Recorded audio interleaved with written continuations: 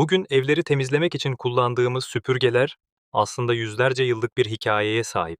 İlk süpürgeler sadece dal ve samanlardan yapılıyordu.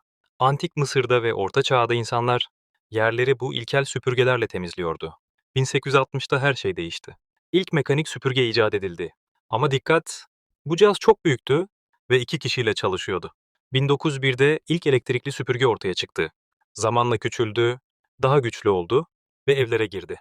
Bugün ise torbasız, kablosuz, hatta robot süpürgeler evleri kendi kendine temizliyor.